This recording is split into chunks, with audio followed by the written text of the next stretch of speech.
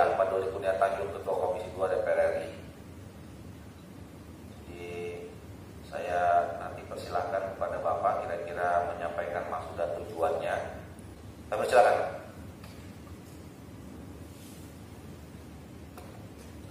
Bismillahirrahmanirrahim. Assalamualaikum warahmatullahi wabarakatuh. Salam sejahtera untuk kita semua. Om Swastiastu, Namo Buddhaya, salam kebajikan, shalom. Yang saya hormati Ketua Komisi 2 DPR RI Bapak Ahmad Doli, yang saya hormati para staf ahli atau staf Komisi 2 DPR RI, yang saya hormati kawan-kawan dari pengurus Dewan Pengurus Nasional Persatuan Perangkat Desa Indonesia. Pertama, tentulah marilah kita senantiasa memanjatkan puji syukur kehadirat Allah Yang Maha Esa, karena pada kesempatan yang baik ini kita dapat diterima oleh yang terhormat Komisi 2 DPR RI. Selanjutnya, atas nama keluarga besar Dewan Pengurus Nasional Persatuan Perangkat Desa Indonesia menyampaikan terima kasih yang setinggi-tingginya kepada yang terhormat Ketua Komisi 2 DPR RI Pak Ahmad, karena berkenan untuk menerima kami dari penjuru negeri ini. Tentu yang pertama kami perkenalkan diri dulu. Nama saya Widi Hartono, jabatan di organisasi adalah Ketua Umum. Kemudian di sebelah kiri saya silakan berdiri Bapak Budi Kristianto, Sekretaris Jenderal di BPDI. Di sebelah kanan saya adalah Ketua DPW BPDI Jawa Tengah, Pak Mukroni. Kemudian ada Ketua 1 DPR BPDI, Pak Agus Anggito. Dan Sekretaris DPW Jawa Tengah, Pak Nanan. Kemudian perwakilan dari DPW Jawa Timur, Pak Wahyudi. Kemudian perwakilan DPW Jawa Barat, Pak Agus. Kemudian perwakilan dari DPW Yogyakarta, Pak Mukas Mulyono. Kemudian DPD dari Indramayu, DPD dari Semarang, dan ada lagi yang perlu saya sebut, DPD Kabupaten Tuban. Yang saya hormati Pak Ketua, izinkanlah pertama. Kemudian maksud dan tujuan pertama yang kami hadir di Komisi 2 tentu ada kaitannya dengan desa. Pak Ketua, setelah Indonesia merdeka, kita merasa berbahagia ketika pada saat itu Komisi 2 melalui Komisi 2 memiliki inisiasi untuk membuat sebuah undang-undang tentang desa, yang kemudian lahirlah disahkan pada 13 Desember tahun 2013, yang saat itu kemudian diundangkan menjadi Undang-Undang Nomor 6 tahun 2014. Kami warga desa saat itu menyambut dengan sukacita karena dengan keberadaan Undang-Undang desa makin berdaya. Desa bisa mempercantik diri, desa bisa membangun dirinya sendiri, tidak tergantung kepada siapapun. Karena dalam amanat Undang-Undang Nomor 6 tahun 2014 yang paling utama adalah bagaimana membangun desa, sudah ada alokasi dana dari APBN yang kemudian disebut dengan dana desa. Nah, hingga tahun 2021 72 triliun dana desa sudah sampai di desa, dan fakta di lapangan desa sudah semakin maju. Meskipun tidak kita tutupi bahwa ada beberapa oknum, tanda kutip sekali lagi oknum, yang menyalahgunakan dana desa. Tetapi dengan segala hormat pula kami tidak ingin sebuah digeneralisir bahwa seluruh dana desa disalahgunakan atau tanda kutip dikorupsi. Nah, kedua, pada kesempatan yang lain dengan adanya undang-undang desa, pemerintah desa lebih berdaya. Mulai dari kepala desanya yang bisa merencanakan dan kemudian melaksanakan pembangunan desanya. Kemudian perubahan di desa sangat signifikan. Pada saat yang lain, aparatur pemerintah desa di situ sudah sangat terlindungi. Dan pada masa sebelum ada Undang-Undang Nomor 6 tahun 2014, perangkat desa tidak memiliki penghasilan kemudian pasca ada Undang-Undang Nomor 6 Tahun 2014 memiliki penghasilan tetap, yang kemudian dalam aturan aturan pemerintah PP-nya di PP 11 Tahun 2019 penghasilan perangkat desa setara golongan 2A.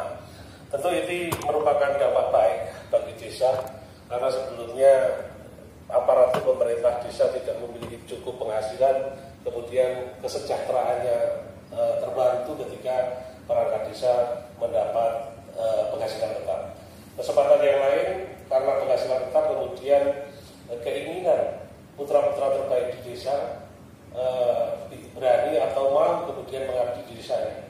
Pada saat belum ada undang-undang desa, anak-anak desa yang memiliki kapasitas, memiliki intelektual dan lain sebagainya lebih memilih urban.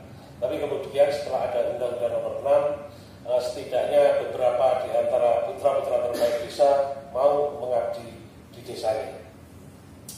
Namun kemudian bukan tanpa persoalan, ketika ada dana desa, kemudian aparatur pemerintah desa, dalam hal ini kepala desa dan perangkat desa, mendapatkan penghasilan. Memang yang pertama persoalannya adalah penyalahgunaan dana desa. Jadi itu bukan rahasia lagi, tetapi sekali lagi di awal saya sampaikan tidak boleh digeneralisir bahwa seluruh kepala desa menggunakan atau menyalahgunakan kewenangannya dalam pengelolaan dana desa. Seperti halnya di pemerintah di atasnya ada bupati yang korupsi, tetapi tidak boleh juga digeneralisir seluruh bupati korupsi. Begitu juga ada gubernur yang korupsi, tidak boleh juga digeneralisir gubernur korupsi. Jadi saya kira sama posisi itu, sehingga dana desa ini sekali lagi benar-benar sangat bermanfaat untuk desa. Meski kalau menurut undang-undang seharusnya 10%, yang hari ini diterima oleh desa belum ada 10%. Karena kalau 10% bicara dari 2.600 triliun, maka setiap 10%-nya adalah 260 triliun yang seharusnya terbagi kepada desa. Namun demikian, Pak Ketua, pada saat lain persoalan yang muncul tentang dana desa ini adalah di mana kepala desa yang seharusnya menurut undang-undang adalah sebagai kuasa pengguna anggaran, setelah melalui musren Bandes yang kemudian menjadi APBDes, tapi pada kesempatan lain banyak kita temukan bahwa ada intervensi supradesa, sehingga kepala desa tidak bebas dalam melaksanakan pembangunan di desanya karena ada terjerat oleh apa yang disebut dengan sinergisitas, yang kemudian sinergisitas itu menjadi intimidasi yang akhirnya skala prioritas pembangunan yang dimunculkan dalam musren Bandes tidak bisa dilaksanakan karena ada istilah sinergisitas. Sementara sinergisitas itu adalah sebuah program mengeneralisasi kegiatan pembangunan di masing-masing wilayah, sementara skala prioritas desa yang satu dengan desa yang lain sangat berbeda. Kemudian tentang aparatur pemerintah desa, bahwa Undang-Undang Nomor 6 Tahun 2014 menegaskan bahwa pemerintah desa itu adalah kepala desa dan perangkat desa. Kemudian perangkat desa itu adalah kesekretariatan, bahwa kesekretariat itu memimpin beberapa kepala urusan. Kemudian ada unsur kewilayahan atau juga disebut kepala dusun, dan ada unsur pelaksana teknis. Nah, ini sebuah sistem yang ada di desa yang akan membantu atau menjadi mesin penggerak program visi misi kepala desa. Nah, dalam amanat undang-undang masa jabatan perangkat desa ini adalah 60 tahun. Tetapi kemudian implementasi di lapangan banyak persoalan yang kita hadapi. Ada beberapa wilayah masa jabatan perangkat desa itu sama dengan masa jabatan kepala desa.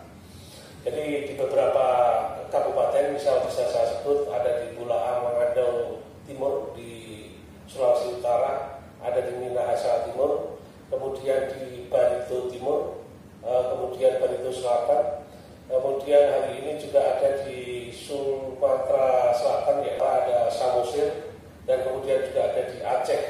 Yang ini tentu tidak mengindahkan amanat undang-undang yang mengamanatkan bahwa masa jabatan perangkat desa itu adalah 60 tahun.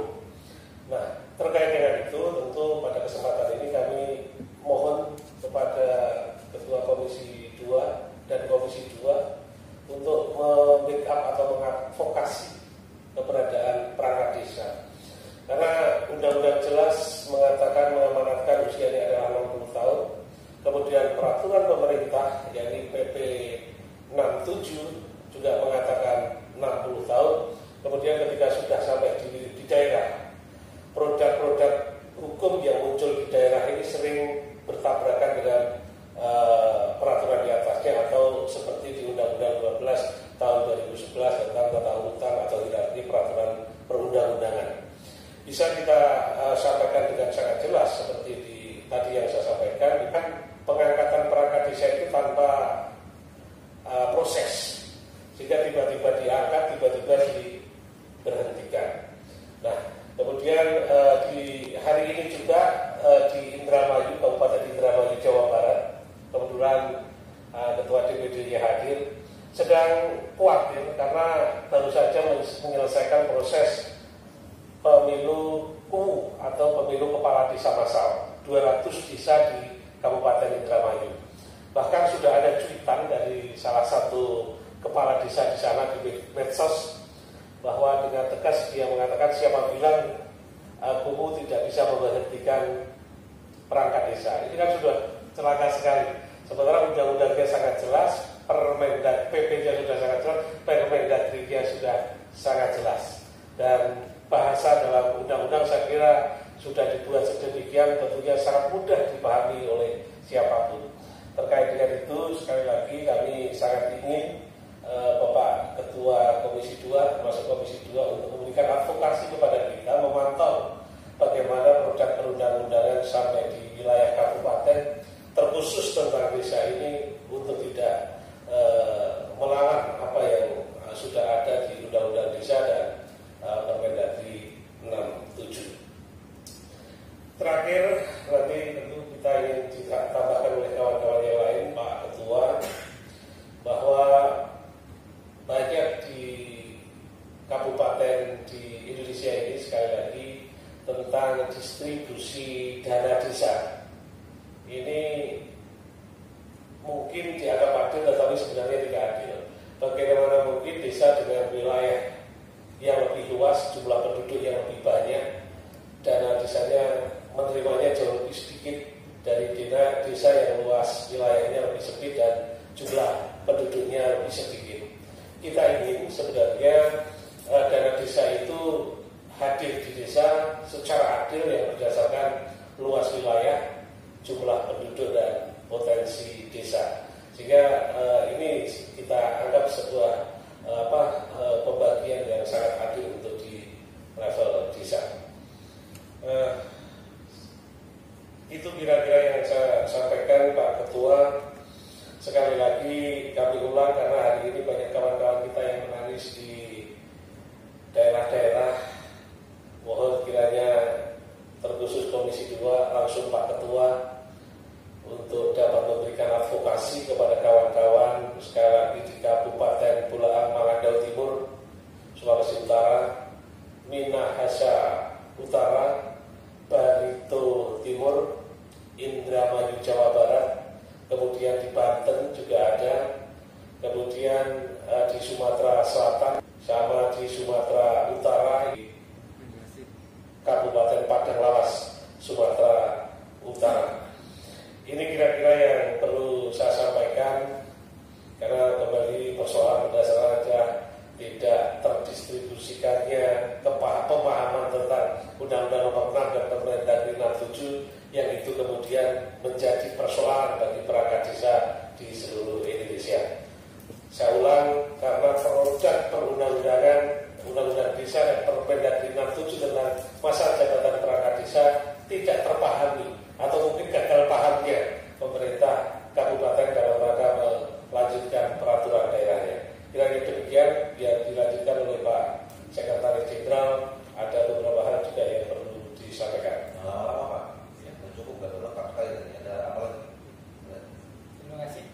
Yang kami hormati Bapak Ketua Komisi 2, langsung saja kami menyambut di tengah-tengah perjuangan pergerakan advokasi oleh kami di PNPPD terhadap teman-teman kami yang ada di beberapa wilayah yang disebutkan tadi.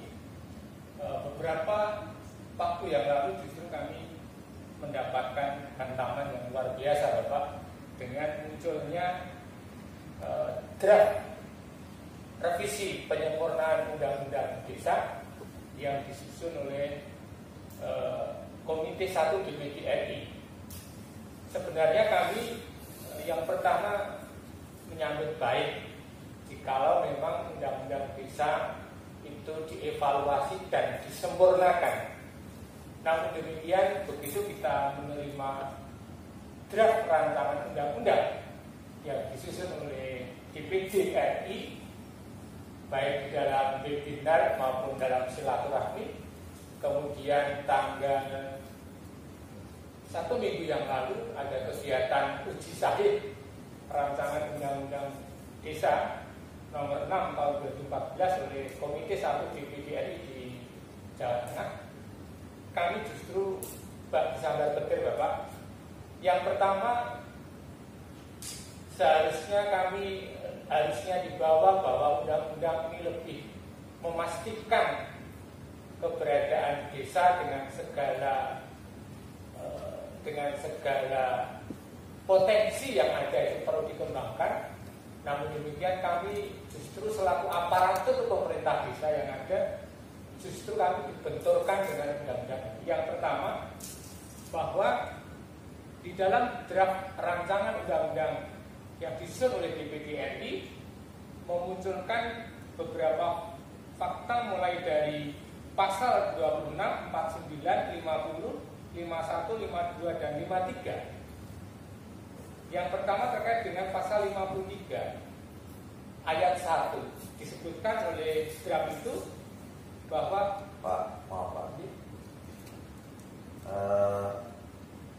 kewenangan untuk membahas undang-undang itu ada DPR, ya.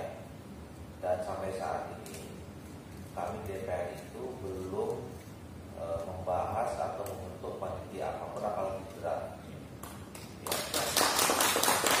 Dan memang di Komisi 2 kami sudah mengusulkan ya, untuk perubahan atau revisi undang-undang nomor 6 tahun 2014 tentang pemerintahan desa itu dimasukkan dalam list prolegnas yang nanti kemungkinan ya kalau bila jadwal nanti pembahasan undang-undang bisa paling cepat tahun 2022. Jadi Bapak nggak usah bahas yang nggak ada, maksud saya. Kalau Bapak mengatakan detailnya ini gitu ya. Nah, jadi jangan membahas sesuatu yang belum tentu akan dibahas. Kalau hanya Bapak nyampaikan itu ya nggak usah. Mantap. Terima kasih. Ada beberapa catatan lagi Bapak. Dengan demikian maka sebenarnya yang pertama pada saat pertemuan ini kami merasa lega karena ada arahan dari Bapak terkait dengan hal ini. Karena ini jujur juga sangat merisaukan kami Bapak. Karena kami sudah secara lembaga kami diundang di DPD RI untuk uji sahih. Ini kan sesuatu yang wah ini nanti membahayakan apa yang sedang kami perjuangkan. Kemudian tadi disampaikan oleh Ketua Umum, kami hanya mohon nanti penguatan dan advokasi Bapak dari Komisi 2 DPR RI terkait dengan persoalan-persoalan yang kami hadapi, terutama yang saat ini ada di beberapa wilayah yang belum masuk SOTK Bapak, terutama di Jawa Tengah. Yang pertama, dengan adanya Undang-Undang Nomor 6 tahun 2014 ini ada SOTK yang disusun. Kemudian itu hanya mencakup kurang lebih 10 sampai 12 perangkat desa per desanya. Sementara ada beberapa kabupaten, contoh di Kabupaten Semarang, Kabupaten Purworejo, Kebumen dan lain-lain, itu satu desa bisa 26 orang. Nah, sisanya ini yang belum jelas ya Pak statusnya. Kemudian mereka juga tidak mendapatkan setak yang sesuai dengan undang-undang desa. Ini kan juga menjadi bagian dari yang harus kami perjuangkan.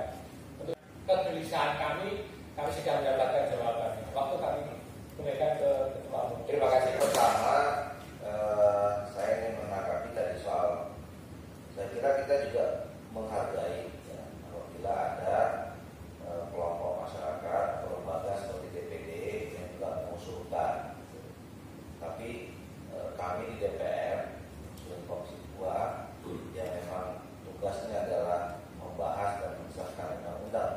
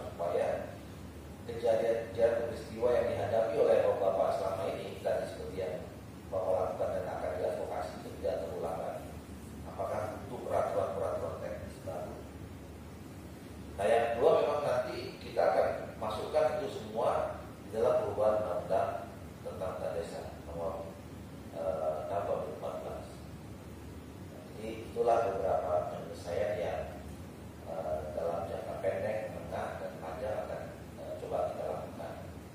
Nah, tetapi saya terakhir ya, karena waktu kita juga tidak lama, sebetulnya kita tidak boleh. Ya, kami di DPR ini 2 minggu kemarin sejak mulai dari hari Senin harusnya di lockdown, nggak boleh rapat, nggak boleh keluar kota. Karena saya merasa aspirasi bahwa wajib penting, ya, kita paksa supaya bisa datang haji. Harusnya tadi cuma batas 8 orang, nggak boleh. Jadi kita rapatnya nggak boleh lama-lama, karena sebetulnya rapat ini di pimpinan itu tidak direkomendasikan untuk adakan rapat, karena pandemi COVID kita sekarang lagi naik. Makanya DPR ini di lockdown sebetulnya, dalam tanda petik, artinya kebanyakan rapat-rapatnya work from home semua. Jadi 2 hal ya tadi, kalau yang tadi aspirasi itu tentu akan kami catat dan akan kami sampaikan nanti ke Kementerian Dalam Negeri. Kalau misalnya bisa diselesaikan secara cepat, atau ada membutuhkan peraturan teknis, atau nanti kita menunggu pembahasan penyebutan undang-undang tentang dana desa.